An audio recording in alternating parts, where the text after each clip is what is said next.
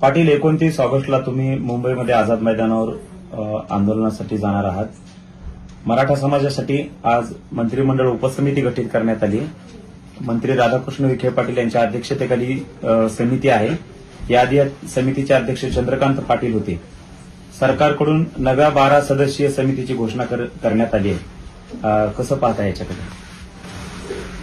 नाही, हे तर आमचं म्हणणं काय आहे, हे सरकारच्या डोक्यातच येत नाही. हे असे किडे पडल्यासारखं वागायला लागले. उपसमिती गठीत केली म्हणजे ते पूर्वीच आहे ना, ते का नवीन खुले का काही? पहिले चंद्रकांत दादा होते, आता कोण कान दुसरं केलंय.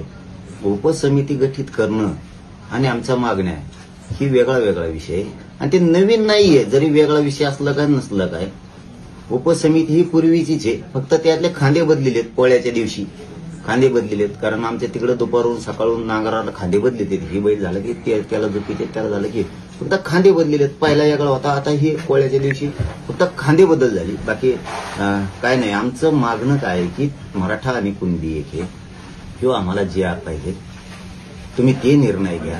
त्याच्यासाठी सरकारच्या कॅबिनेट बैठका लावा, त्याच्यासाठी समितीला बोलवा. हैदराबादचं गॅजेटियर आहे, सातारा संस्थांचं, याच्यासाठी तुम्ही मंत्रिमंडळाची बैठक बोलवा.